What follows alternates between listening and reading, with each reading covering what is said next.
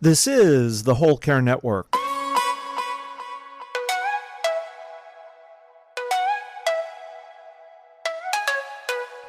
Helping you tell your story one podcast at a time. Content presented in the following podcast is for information purposes only. Views and opinions expressed in this podcast are solely those of the host and guest and may not represent the views and opinions of the Whole Care Network. Always consult with your physician for any medical advice, and always consult with your attorney for any legal advice. And thank you for listening to the Whole Care Network.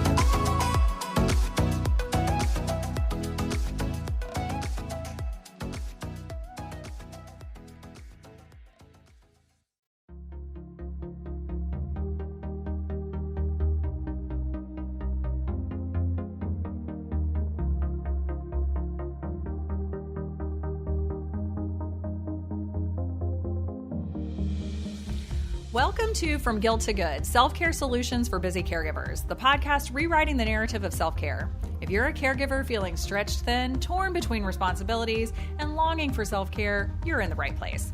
I'm Jeanette Yates, a fellow caregiver and someone who spent years doing all the self-care things and never feeling any better. After years of research, self-exploration, and trial and error, I found a way to create a sustainable self-care practice that made me feel good, not guilty. In From Guilt to Good, we'll explore how you can do that too. Together, we'll hear expert insights, actionable steps, and heartfelt stories to guide you toward rediscovering your worth, reclaiming your health, and getting back the life you've been too busy to enjoy.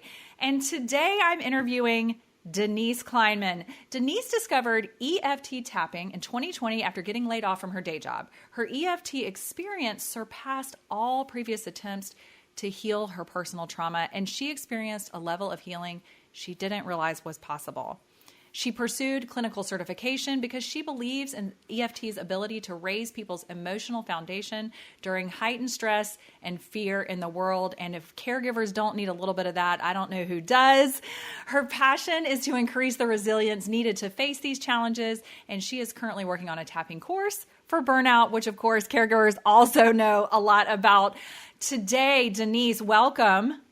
Thank you so much. So happy to be here. So happy to have you here. Our conversation today is going to center around what is EFT tapping and how caregivers can use it in their self-care journey. But before we dive into EFT, because it's actually something I don't know a lot about, I had just started hearing about it when I met you. And I was like, oh, this is a sign. This must be a good way for me to get some education and, of course, share with our listeners as well. But before we dive into all that, I would love, I ask this of all my guests, if you have any caregiving experience or anything that you'd like to share about caregiving, I would love to let you have the mic for that. Yeah, absolutely. Well, I have 3 kids and I was a stay-at-home mom. I was in and out of the workforce for 20 years while I had kids at home. And, without raising kids, without, having any family close by, and my oldest is neurodivergent, which presented its own challenges. And then I also spent a few years in the elder care profession. So while I was not a caregiver myself, I was around both caregivers and, their family members. And so I have that perspective and a pretty good understanding of how draining caregiving yes. for your parents can be. Well, one thing that's interesting about the self-caregiver community as we're creating it, we're getting all different types of people coming into caregiving, to the caregiving community and the self-care community, because sometimes, in my case, I have children and I have parents that I care for.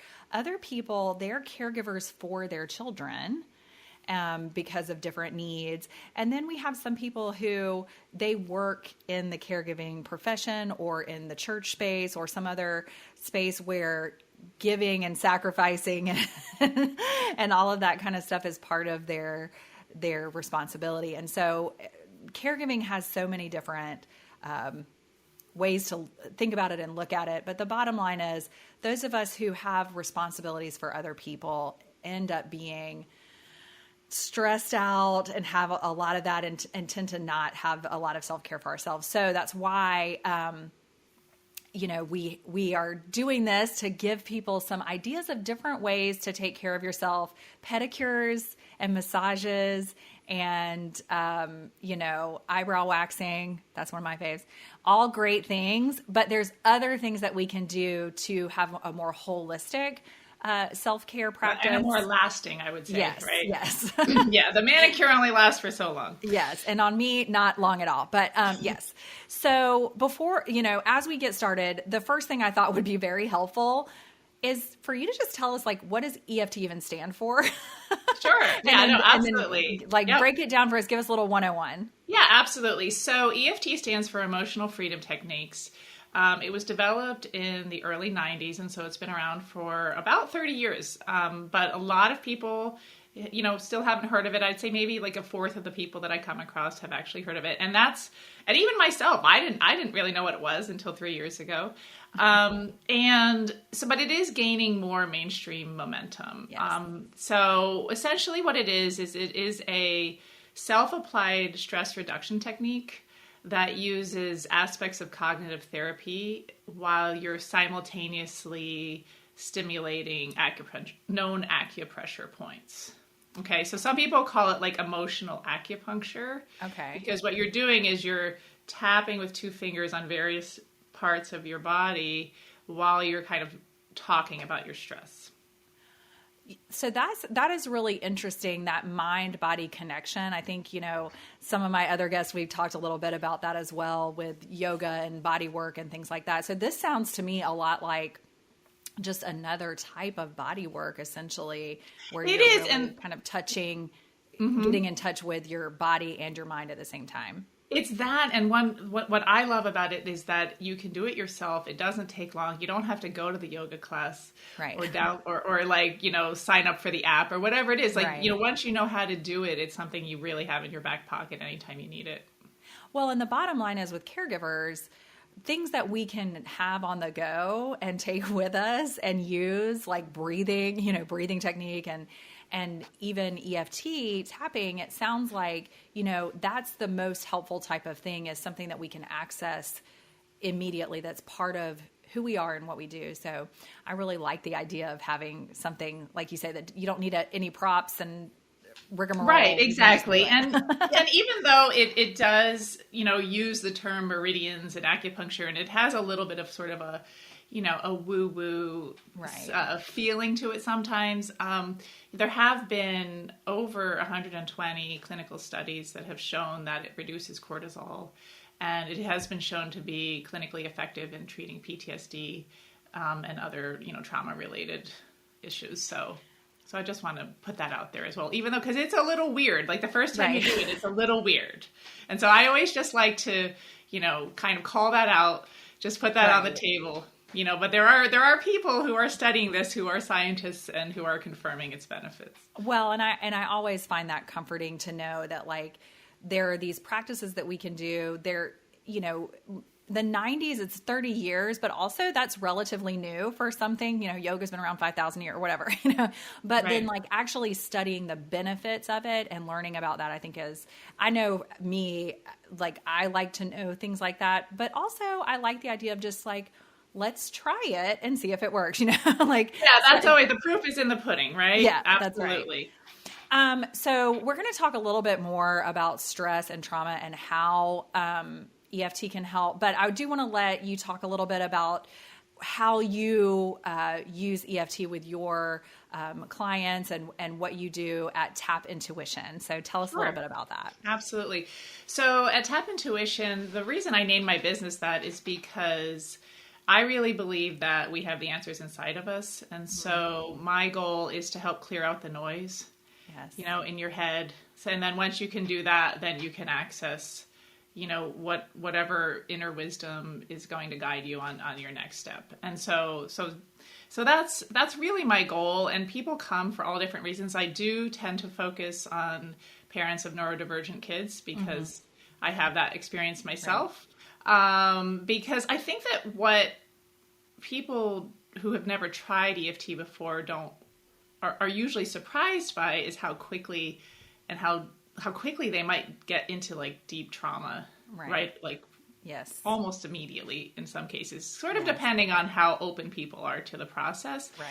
And so it's something that I work with people who know what their issues are, right? So it's not talk therapy, right? I mean, that certainly has its place. But it's people who feel stuck. They've sort of been repeating the same patterns. And even though they've talked about it, they're like, talking about it doesn't help. You know, there's something else here that I need to neutralize. You know, sometimes a lot of people do know what EMDR is, which is considered the gold standard for trauma therapy. Mm-hmm. And so this is kind of like a self-help cousin of EMDR.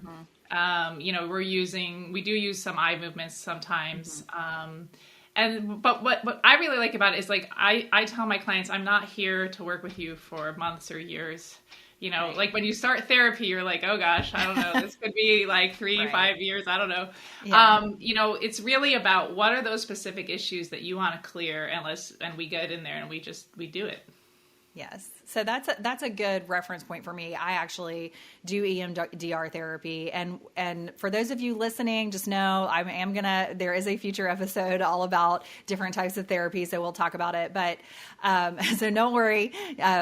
But I did just want to give you the chance to talk a little bit about what you do at Tap Intuition. And you mentioned something I think is so important because, you know, maybe people who are listening, they found this podcast because it says self-care solutions. And you may be like, wait, I didn't want to access my trauma. I just want to, know like the self-care tool. And so what I think is so important, though, is what you said about, you have to get rid of the noise because you can't take care of yourself if you can't listen to yourself, if you can't be in touch with yourself and in communication with yourself. You're not going to know what you need. And so you're going to keep trying things that may not work because it's not what you need. So that's why doing work with trauma, with dealing, calming yourself, getting connected with yourself, breathing techniques, all of those types of things aren't as fun as the fancy, go get, glamour shots or whatever. Right. The spa day. They don't do glamour shots anymore, but you know what I'm saying. But, but it's not as exciting as that sometimes, but it can be because, as you said, people see results really quickly when they're doing some of these techniques. And so that leads me into talking a little bit more about how EFT can specifically help caregivers. Because one of the things that every caregiver I know, me being one of them, we have a trauma situation that we've encountered. Now, some of us, the caregiving situation was brought on by a trauma. So there was a diagnosis or an accident or something. There's others of us who the chronic nature of our loved one's condition has caused its own trauma, its own heightened stress, its own chronic stress. And that has a lot of people in the caregiving space, a lot of us, living with complex trauma and PTSD and still trying to take care of other people and take care of ourselves and do our jobs and all those things. And so I thought maybe you could spend a few minutes about specifically how the benefits for caregivers and then anything specific you wanted to talk about with us today. Yeah. So obviously complex PTSD is a serious issue. And I do want to just qualify any of this to say that, EFT is not a replacement for medical advice or treatment. It's not treatment. So always have to put that out there. Yes. But what I really tell folks who are pretty much living through a traumatic situation, right? Mm-hmm. Like there's constant daily stress. You're torn in so many different directions. Is to really, that this is a way to be in touch with who you are and what you need and to help define those boundaries for yourself. Right. So even though you're always being asked or you're always in demand. Yes. To be able to separate what's your reaction to something versus what the other person is going through. right? And that's challenging, right? Because these are our loved ones. We're doing this out of an act of love. Right. But that is the thing that I realized over time in working with my oldest child, was that I was projecting a lot onto their experience, and that there was actually there's a lot of grief, right? Yes. Because there are events that can't happen because of the situation, and that can be a whole range of things, from career, right? You're giving up perhaps your own career to do this, or you might even be in a financially precarious situation because of medical treatments or what have you.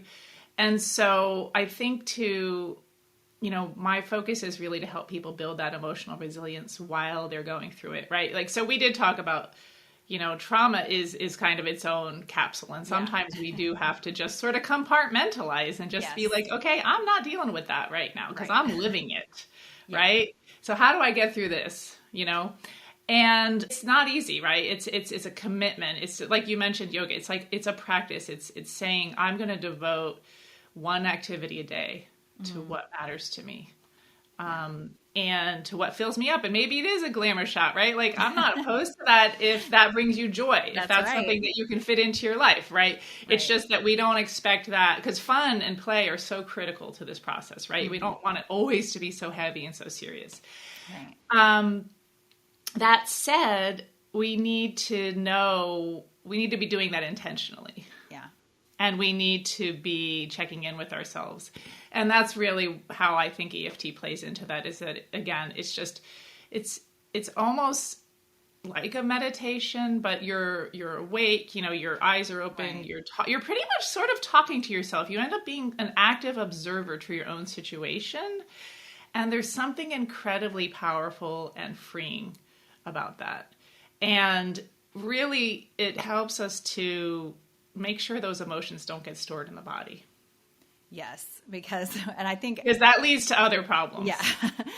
Well, and I love that what you're talking about again is just we don't have a ton of time. We don't have a ton of time to do all those things, but taking a few minutes to do something for ourselves can allow us to experience that connectedness. And then who knows, maybe we are able to set more boundaries and create more time so we can go get our glamour shots, right? Or, there's or that whatever it is, or whatever it is. We talk all the time about how self-care, I can't tell you what your self-care is. You have to know that yourself. So we talk all like, who knows what it is? I was talking with one of our other guests, and she was like, yoga is not self-care. And I was like, for you, but for me, it is like a staple in my practice. So it's all, we all have you have to find your thing. You have to find the thing that speaks to you. Absolutely. So yes, we talked about like trauma. EFT can help us, not treat trauma, but kind of get through our days and things like that. But even if we don't feel like maybe we don't feel like we're in a traumatic situation as a caregiver, maybe it's just hard because, I'm busy all the time and I don't get enough rest. One of the things that that I wanted you to talk about is the fatigue problem that basically we all are facing now, caregiver, not caregiver. I think everyone in the world is tired. We all need a nap and a snack. But how does EFT help us with our fatigue? That's interesting to me. Sure. Well, again, it helps you to, first of all, you're slowing down. You're taking 2 or 3 minutes for yourself. And just to jump in with the breathing, because I know you've mentioned that a few times. I really, all the experts, all the online sites, everybody's like, oh, deep breathing, like it's this magical thing. And it's better than nothing. But I sometimes get frustrated when I see that as the recommendation, because it's not enough. It does help us in the moment, but it doesn't necessarily help us with our triggers, right? It doesn't get to the root of that. And so I'm actually developing a course right now called Tapping for Burnout. And the first piece of that is what I call the fatigue antidote. And that is available to your listeners, of course, if they decide to sign up. And so how it helps is I mean, literally, it's just what we're doing with EFT is we're using what we call acceptance statements. And so acceptance of our situation is really the first step, because sometimes the fatigue is us kind of fighting against it and wishing things were different. Yeah. When they're not. Right. And that's something we have to remind ourselves. Like, even if we know we have volunteered to be the caregiver, we've said yes, it doesn't make it any easier. And it doesn't, and it's on a daily basis. We have to choose that role every single day. Right. And a lot of people didn't volunteer for it. Or maybe you didn't volunteer. Yeah, that's true, right? Maybe you didn't, right? You get thrust into it. That's a fair point. There isn't always choice involved. But even if there isn't choice, we can make the decision. Right. Right? We can be proactive. And so I think a lot of how EFT helps is it helps us to remind ourselves of that perspective. Yeah. You know, like, because we can get all our complaining out of the way, like, and all of that's legitimate. This is a really difficult task. Right. And then once we cut through all of that, then we can recognize what's left, and we can get in touch with our, you know, the love that we have, and what it is, what our purpose is behind what we're doing. And that helps with fatigue. You can still be physically exhausted, but you can feel okay about it, and you're not wasting extra energy on things that don't really help. Well, and I think to talk about that choice point, I did want to clarify one thing.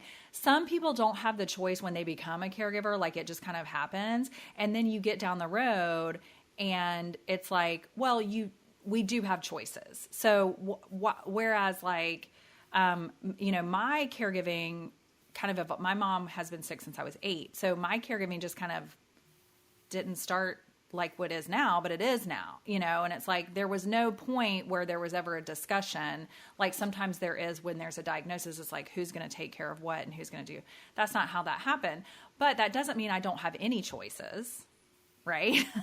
And so that was one of the things that I had to learn, but bringing it back to EFT and that mindfulness and then connected it piece, I had to get to that, you know, really connecting with myself, kind of realizing that like, oh, well, I didn't make this decision, but I do have decisions now that can help me in my caregiving role and in my life role, you know, parenting, job, all those things. And so that's what I really love about this. And you did go ahead and mention this, but I was asking like, is it like meditation or not? And you were like, well, yes, but you get to talk to yourself, which is nice. Well, and honestly, like I am not a good meditator, and I think there's a lot of people who aren't. And we hear all the time how wonderful it is, and it is if it works for you. So I like to say this is like meditation for those of us with monkey mind. Because it gives us something to do with our hands, right? Well, there's actually a thing we get to do. If you're interested in meditation, I think I've shared this with our community that we have online. I love Dan Harris's book, 10% Happier. He's like, he has the story where he goes into meditation, but he's like, and he's like, I don't need enlightenment. I just need like 10% happier. Right. And so there's that kind of idea too, that like we want it to be something that it's not.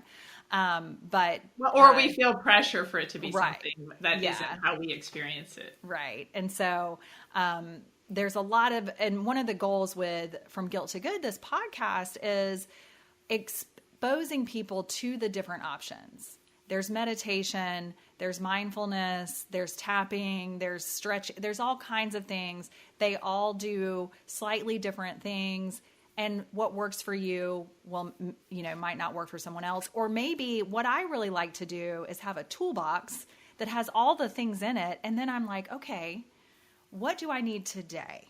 That's what I have found the most helpful in my own self-care journey, is having a toolbox that has a lot in it. Sometimes I use 1, 2, 3. Sometimes I use ABC. It evolves because my needs evolve. What I need to take care of myself is different. So, all right. So as we wrap up today, and I know we're just doing audio, so I know it's a little bit difficult to do an exercise, but you've mentioned how little time it takes. So I thought maybe if you could walk us through, just like give us like just a short little mini exercise. And of course we will share the link to the fatigue antidote freebie that you are so kindly and generously giving our listeners, so that they can get that as well and go a little bit more. But do you want to give us a little mini lesson, absolutely. a little short exercise? Definitely. Yeah. So the way that EFT works is you're going to basically do what I do and say what I say. So we start by tapping on the side of the hand. This used to be called the karate chop point, but then they decided that wasn't very PC. And you'll just repeat what I say. And so we'll just go ahead and do a quick couple of rounds of tapping on this idea of being stretched thin. Okay. So first, what I'll do is I'll just show you the tapping points. And if you're listening, if there may be a picture attached in the notes here, yes. Or it's really easy to find these online too. Yes. So the side of the hand is the first point, and then you do the top of the head. And you're just tapping lightly with a couple of fingers. Yeah, and then your eyebrow point, which is where the eyebrow meets the nose. And we go to the side of the eye on the bone. And you can do either side, it doesn't matter. Some people do both hands. Under the eye on the bone, under the nose, the chin point, which is in the indentation there below your lip, collarbone, which is just an inch down from where your collarbone meets your sternum. And then the last point we'll use is under the arm, which is about 4 inches down. If it's on women, it's pretty much where your bra strap is. So those are the basic points. And honestly, if you just did that, yeah, without even saying anything, that they're like little on-off switches that help calm our nervous system. So that right there would help you out. And again, getting back to the meditation, it's something for you to focus on. It's almost like a focal point. Yes. Okay, so we're going to start with 3 statements. So we're back at the hand now. We're back at the hand, the side of the hand. Even though I feel stretched so thin right now. Even though I feel so stretched thin right now. I accept myself and my situation. I accept myself and my situation. Even though I'm so tired and I'm so tired of being tired. Even though I'm so tired and so tired of being tired. I love and accept myself anyway. I love and accept myself anyway. Even though being a caregiver is exhausting. Even though being a caregiver is exhausting. I accept myself and my body's reactions. I accept myself and my body's reactions. Okay, then we go to the top of the head. And one thing that I skip that we normally do is kind of tune into the body and see where you're feeling that stress. Mm-hmm. And then we would rate that on a scale from 0 to 10. But that's okay. We're just doing a really gentle tap here.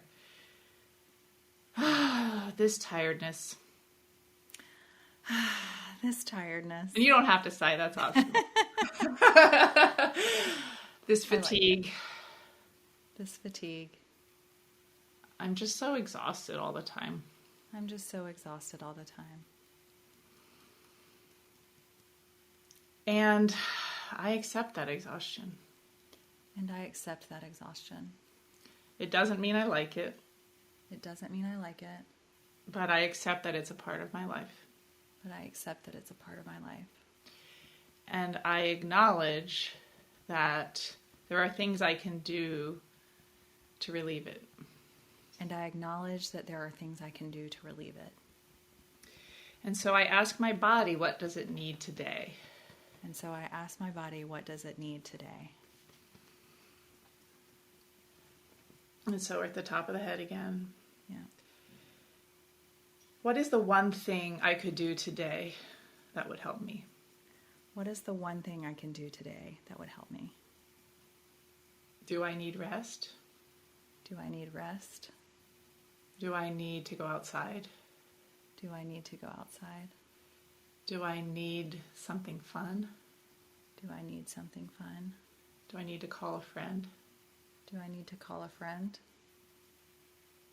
Do I need to put my phone down? Do I need to put my phone down?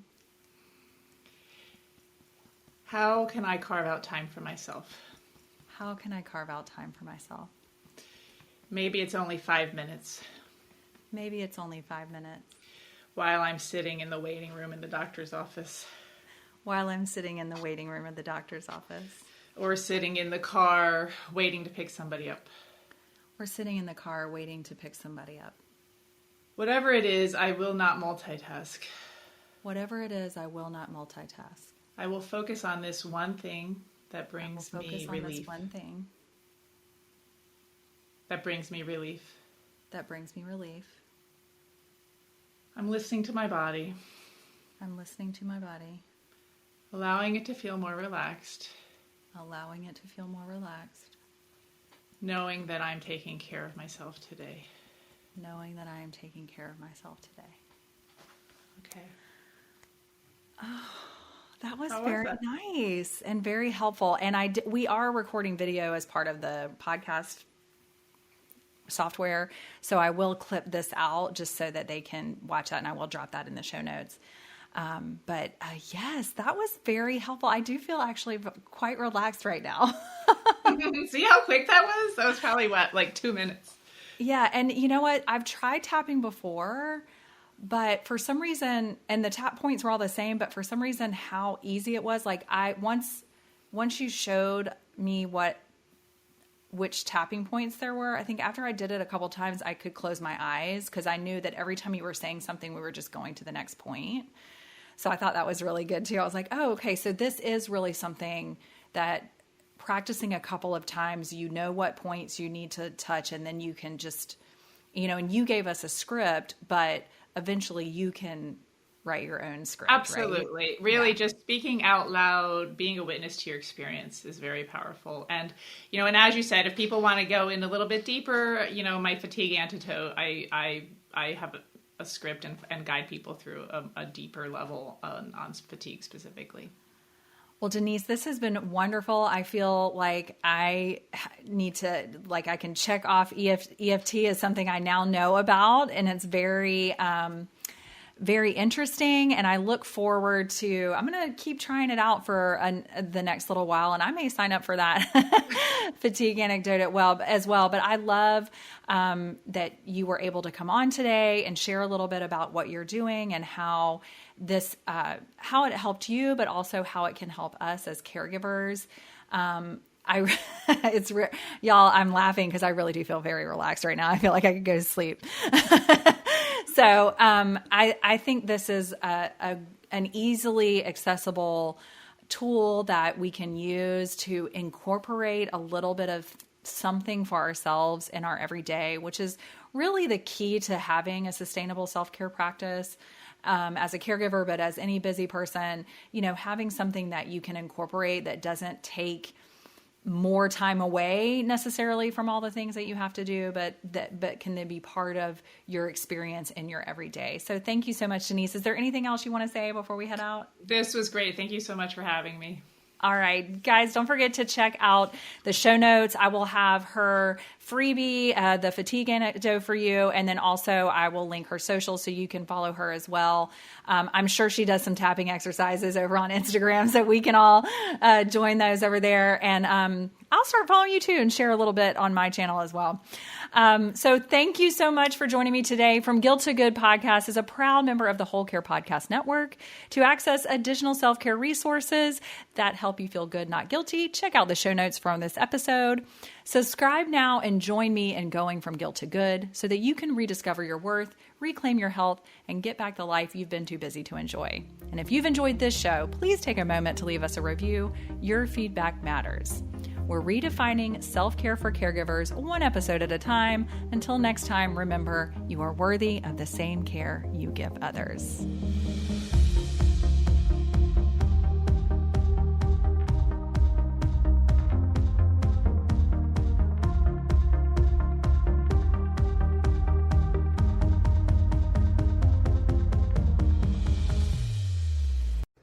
This is the Whole Care Network.